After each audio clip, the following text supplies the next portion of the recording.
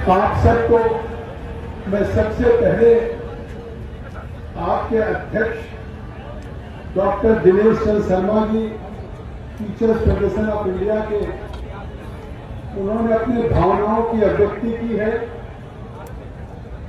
आपके सामने जो चुनौतियां हैं, जो आपके सामने पीढ़ी का बाध्यता है, उसको लेकर के बहुत विस्तार से आपसे उन्होंने बातें की हैं।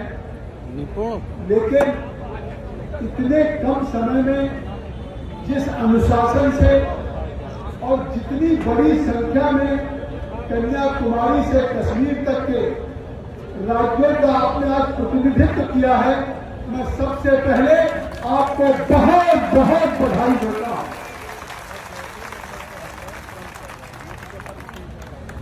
और धन्यवाद देता हूं। मुझे तो कल्पना भी नहीं थी। डॉक्टर दिनेश चंद्र शर्मा जी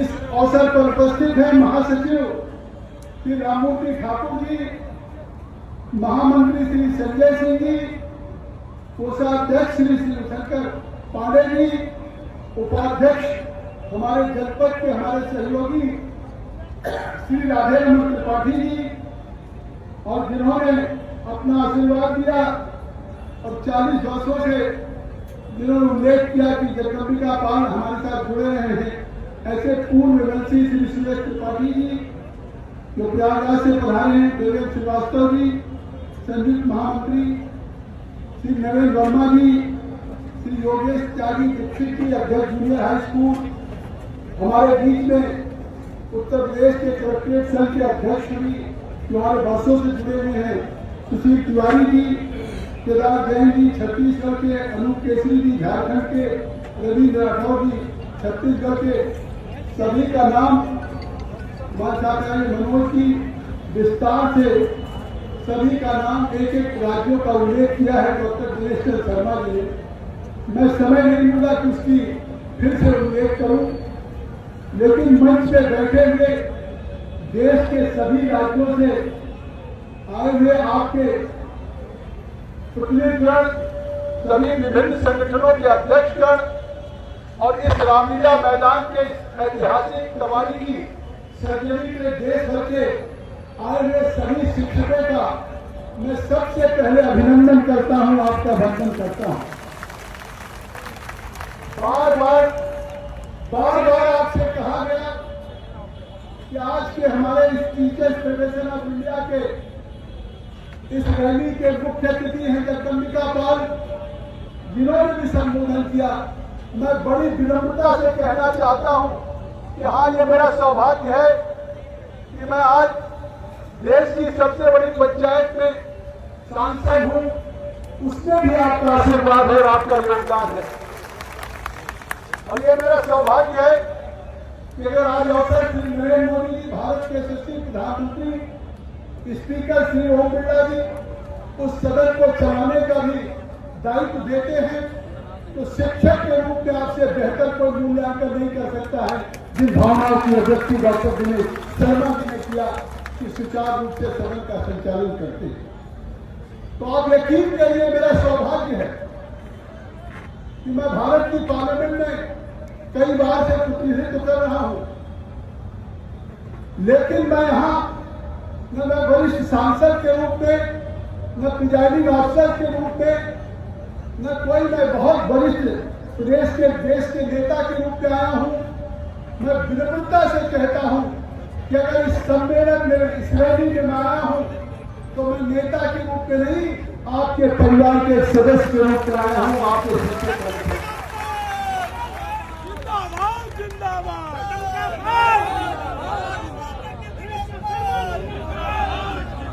जब आपने हमें आमंत्रित किया, जब अनुमति दी, हमारे हर जगह पुलिस के सामने लॉ एंड ऑर्डर की जिम्मेदारी उनकी होती है, और जब कहीं भी पूरे देश से अगर इतना बड़ा, जिसको आप सम्मेलन कह रहे हैं, मैं अब इसको सम्मेलन नहीं कह रहा हूं, अगर न कोई बस आई हो, न कोई ऐसी तैयारी हो, न कोई आप रैली में जैसे लाया जाता है, बिना उसके जिस तरीके से पूरे देश के कन्याकुमारी से कश्मीर तक के टीचर्स भाई बहन आए हैं, तो ये सम्मेलन में ये सैलाब हो गया है पूरी रामलीला मैदान।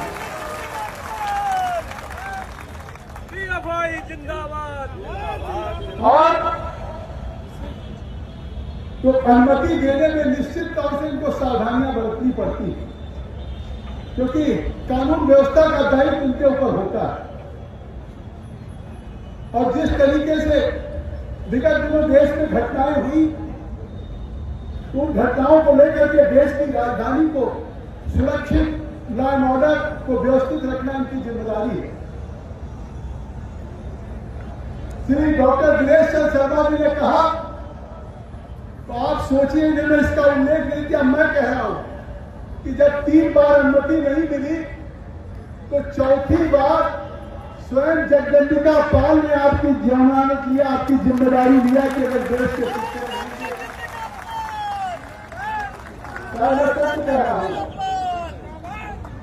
क्योंकि डॉक्टर दिनेश जी, संजय जी, राधे रमन जी सब लोग आए, उन्होंने कहा नहीं, हमने कहा कठिनाई होगी। तो आप सोचिए कि पूरे देश के शिक्षकों की इस रामलीला मैदान में इस रैली के लिए जिम्मेदारी आज सत्तारूढ़ दल के सांसद जगदम्बिका पाल ने भी लिया है। इस बात का आपको संतोष देना है। मैं कह देता लॉ एंड ऑर्डर का असेसमेंट करना पुलिस का काम है, और पुलिस किन्हीं परिस्थितियों में अगर अनुमति नहीं दे रही है तो उसकी कठिनाई होगी। हम इसमें चाह करके भी कुछ नहीं कहते थे, लेकिन वाकई मैं पिछले 40 वर्षों से नहीं, लगभग 50 वर्षों से आपके साथ जुड़ा हूं। 80 के बाद जब मैं सबसे पहले विधायक बना 82 में, तो सौभाग्य से मैं विधानसभा की जगह मैं विधान परिषद में गया, और उत्तर प्रदेश की विधान परिषद में उस समय सुनामधन ओम प्रकाश शर्मा जी थे, मानधाता सिंह जी थे, ऐसे ऐसे शिक्षण के हरप्रसाद तिवारी जी थे, इंदिरा हिंगेश उत्तराखंड की थी, मैं कितने नाम लूं, बाद में सुरेश तिवारी जी और सब लोग आए। प्राइमरी टीचर्स का चुनाव सरकारी कर्मचारी होने के नाते आप लड़ नहीं सकते थे।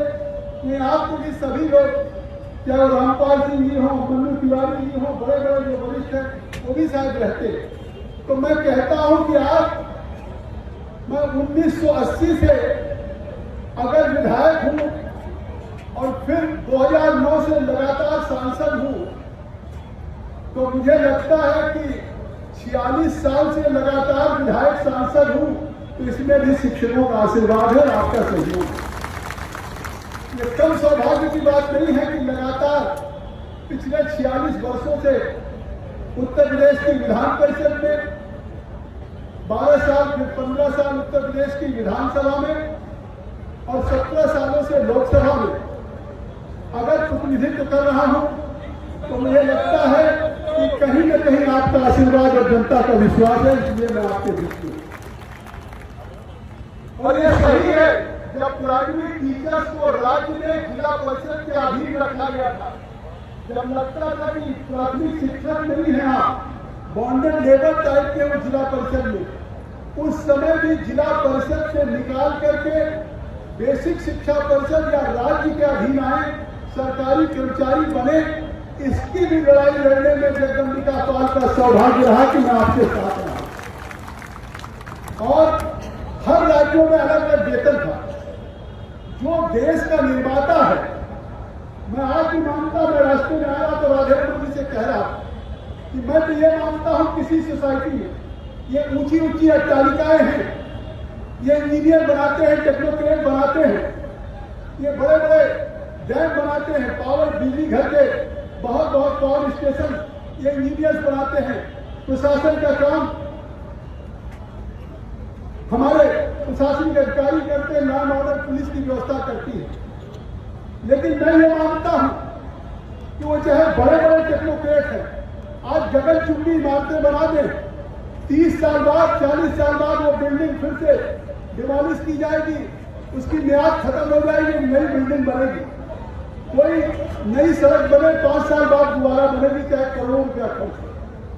तो आज उस इंजीनियर का वेतनमान, आज उस डॉक्टर के वेतनमान, आज उस अधिकारियों के वेतनमान, और एक जो शिक्षक न बिल्डिंग बनाता है, न डैम बनाता है, न सड़क बनाता है, वो देश के भविष्य को बढ़ने का काम करता है, पीढ़ी बनाने का काम करता है, जनरेशन बनाने का काम करता है।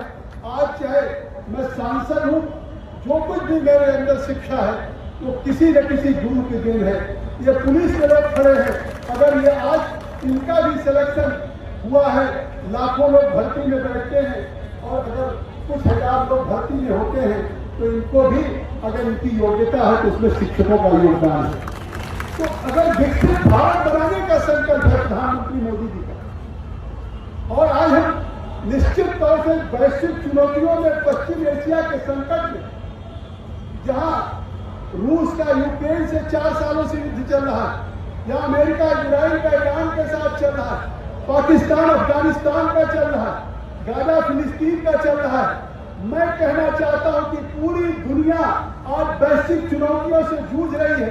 पाकिस्तान में 560 रुपये लीटर पेट्रोल और डीजल बिक रहा है, लेकिन दुनिया में अकेला भारत है जहां आज भी पेट्रोल और डीजल के दामों में वृद्धि नहीं हुई है।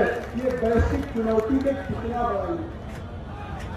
इसलिए मैं बात कह रहा हूं, ये बात इसलिए कह रहा हूं कि अगर आप जब राज्यों का वेतन आपको बहुत मामूली मिलता था, तो उस समय एक आंदोलन चला कि हमारा वेतनमान केंद्र के बराबर हो, और एक आंदोलन चला कि राज्य का वेतनमान केंद्र के बराबर वेतनमान हो, पैरिटी होनी चाहिए। उस समय भी शिक्षकों की लड़ाई कि आपकी सैलरी केंद्रीय शिक्षकों के बराबर हो, इसकी भी जगदम्बिका पाल ने लड़ी थी, और आज आपको केंद्र के बराबर वेतनमान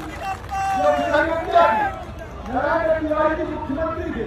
मैंने कहा चीफ सेक्रेटरी की अध्यक्षता में कमेटी बनाई, जो पद केंद्र में नहीं है, जो एनामलीज है, विसंगतियां हैं, उन पदों के जगह पे चीफ सेक्रेटरी की अध्यक्षता में रिकमेंडेशन आए, तो उस पैरिटी में भी जो विसंगतियां थी उसको भी समाप्त करने की लड़ाई जगदम्बिका पाल ने लड़ी थी, और आप यकीन करिए वहां भी 5वें वेतनमान की बात अभी हमारे श्रीमती ने कहा कि 5वें वेतनमान की आज तो सरकारें लगातार वेतनमान दे रही है, लेकिन उस समय संघर्ष करना पड़ता था आपको पीछे। रॉयल होटल विधानसभा के सामने आप लोगों को गिरफ्तार कर लिया गया और पुलिस लाइन सबको पुलिस वाले धर धर के ले जा रहे थे। मुझे शाम की फ्लाइट से दिल्ली आना था, मैं पहुंच गया आंदोलन में। अब सबने कहा हमारे सब नेता गिरफ्तार हैं। आप यकीन करिए, मैंने जहाज छोड़ दिया, टिकट फाड़ दिया, मैं इनके साथ पुलिस लाइन गया, डीएमएसपी से बात किया, सारे घाटों को छोड़वा के इतिहास है। तो आप यकीन करिए कि मैंने परसों मना किया कि मैं नहीं आऊंगा। इन्होंने कहा हमने देश के किसी पॉलिटिकल पार्टी के किसी नेता को नहीं बुलाया है, लेकिन आप आना होगा। हमने कहा भाई मैं भी तो पॉलिटिकल पार्टी का नेता हूं, एमपी हूं भाजपा का। इन्होंने कहा नहीं, आप हमारे परिवार के संरक्षक हैं, हमारे सुख दुख में हर संघर्ष में खड़े होते हैं।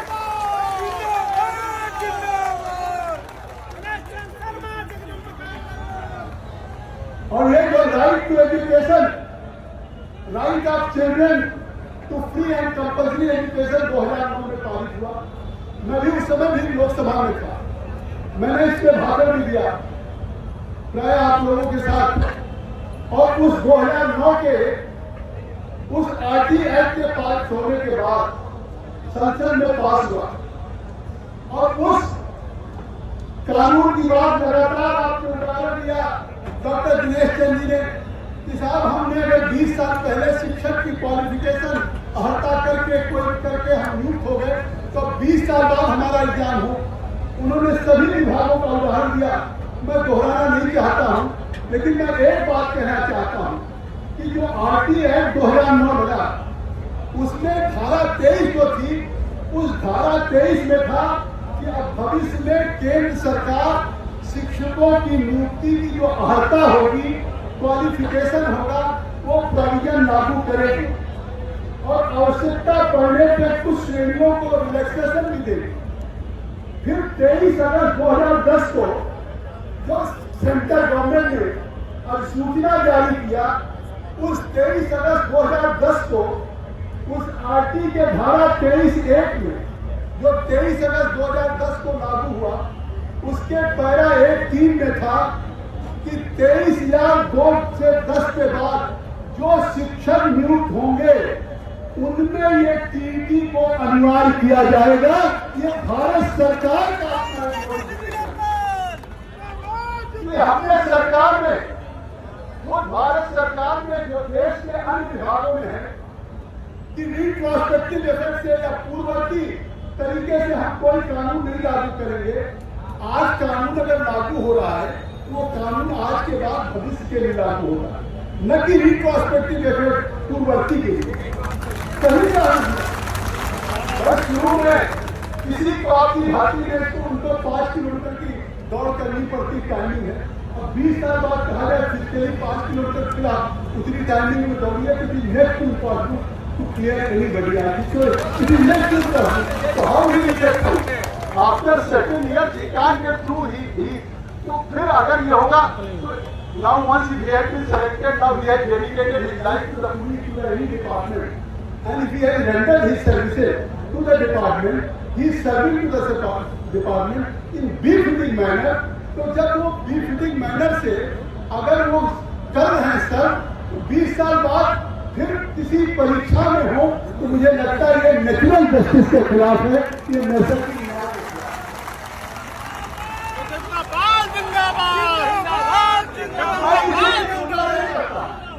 मैं किसी की तुलना नहीं करता हूं कि आपने कहा कि हमारे बच्चे, अधिकारी के बच्चे, नेता के बच्चे, प्रशासन के बच्चे तमाम इंग्लिश स्कूल में पढ़ते उनको टीटी नहीं लागू होगी।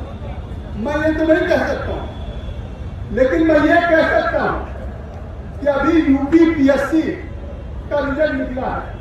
Uttar Pradesh public service commission में जिसमें एसडीएम का सिलेक्शन हुआ, डिप्टी एसपी का हुआ, डीएसओ का हुआ, डीपीआरओ का हुआ, एलाइड सर्विसेज का। तो जैसे आईएएस, आईपीएस, इनकम टैक्स, उस मतलब सारी सर्विसेज यूपीएससी दिल्ली निकालती देश के लिए, ऐसे राज्य निकालती है दिल्ली। तो यूपी का जो फाइनल रिजल्ट निकला है, 75 जिले यूपी में है, 74 जिले के बच्चे इस बार पहली परीक्षा में उत्तीर्ण होकर के आए। 74 मेरे जिले से 4 बच्चे आए। और वो बच्चे कहाँ पर हैं? जो सिद्धार्थनगर, बस्ती, संतकबीर नगर, बदायूं, बिजनौर या मिर्जापुर, सोनभद्र, मथुरा, इन जिलों में जो बच्चे आए हैं 4-4, 5-5, 10-10, वो बच्चे कहीं और नहीं पढ़े हैं, वो प्राइमरी स्कूल में आपके द्वारा पढ़ाए गए हैं। वो बच्चे आज देखते हैं। तो ऐसा नहीं है। आज एक पॉलिटिकल चेंज आया है। आज प्राइमरी एजुकेशन में गुणात्मक परिवर्तन आया है और उस गुणात्मक परिवर्तन में 74 जिले के बच्चे आए हैं, ग्रामीण क्षेत्र के बच्चे आए हैं, इंटरव्यू दे रहे हैं, वायरल हो रहा है। और सुनिए, 30% परीक्षा की शुद्धता और ईमानदारी देखिए, 30% बैकवर्ड बच्चे सेलेक्ट हुए हैं डिप्टी कलेक्टर में और डिप्टी एसपी में, 20% नियुक्त बच्चे हुए हैं। और जो टॉप 30 हैं उसमें 17 बेटियां ही टॉप कर रही हैं। ये आज का है। तो ये शिक्षक वो है। तो अगर ये शिक्षक वो है कि जिनको 23 अगस्त 2010 में खुद भारत सरकार ने लागू किया कि हम इस अधिसूचना में जो सेक्शन 23(1) में था उसमें 4 प्रमुख प्रावधान थे, आप सब जानते ही।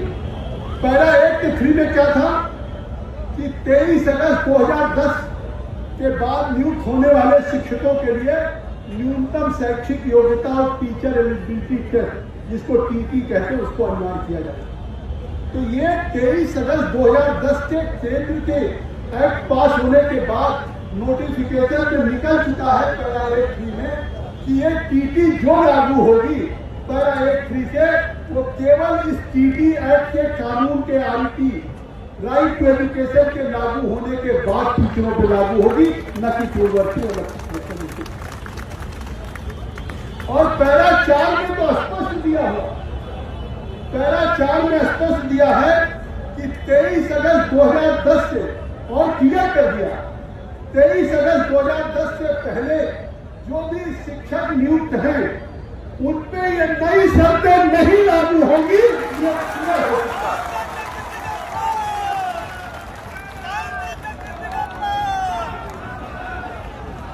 ये पैरा 4 कितना महत्वपूर्ण है, इसलिए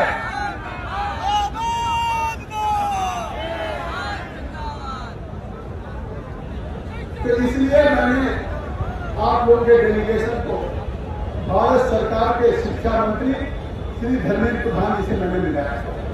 उन्होंने घर पे मुलाकात की। घर पे मुलाकात करने के बाद बातें पूरी नहीं हुई। खुद भारत की पार्लियामेंट में अपने ऑफिस में बुलाया। डॉक्टर दिनेश शर्मा जी थे, संजय सिंह जी थे, राजेंद्र जी थे, पूरा एक प्रतिनिधिमंडल।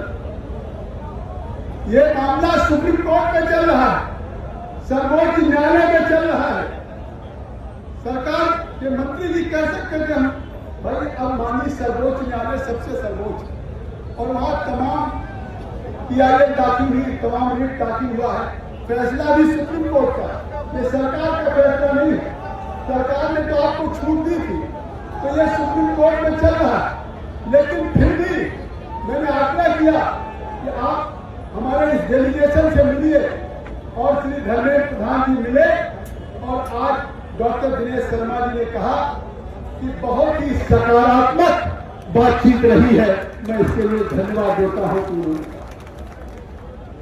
अब जब 2017 में RT एक्ट में संशोधन हुआ तो पहले तो 27 जुलाई 2011 में यूपी में जब लाया गया तो 2017 के RT एक्ट के अधिनियम धारा 23(2) के प्रविधियों में भी जो प्रविधियों था उस पर संशोधन किया गया कि 23 अगस्त 2010 के बाद जो नियुक्त हुए हैं उन पे जिनको रिलैक्सेशन दिया गया उनको केवल उसमें प्राप्त करने का अवसर दिया। लेकिन सितंबर 2025 में एक सुप्रीम कोर्ट के फैसले के कारण मैं ये मानता हूं कि वो कोई टीटी को लेकर के नहीं था। वो देश में जो कॉन्स्टिट्यूशन के संविधान में माइनॉरिटी स्कूलों को एक रिलैक्सेशन है, छूट है, उस माइनॉरिटी का एक इशू था कहीं मैनेजमेंट का, वहां नियुक्ति का एक था विवाद और ये सर्वोच्च न्यायालय का फैसला है, उस पर हम तो सम्मानपूर्वक स्वीकार ही करेंगे। वही पुनर्विचार याचिका भी लगी, वो फैसला करेंगे। लेकिन वो सुप्रीम कोर्ट ने जो फैसला कर दिया वो फैसला कर दिया कि 2 वर्ष के अंदर सबको टीटी में दिया जाए जो 2010-11 के 27 जुलाई के पहले हो।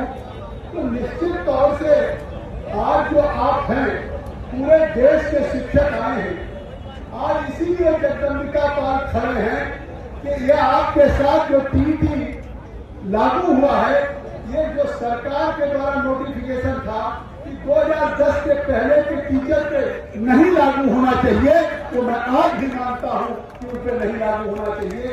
और इसलिए मैं आप लोगों से कहता हूं और इसीलिए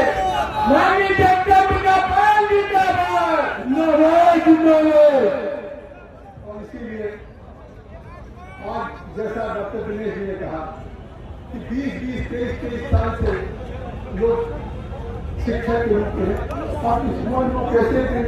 अभी एक बहन था कि नो टीटी बिफोर आती, इससे ही बात कि भाई ये कानून जब लागू हुआ तो उसके बाद आप लागू करिए।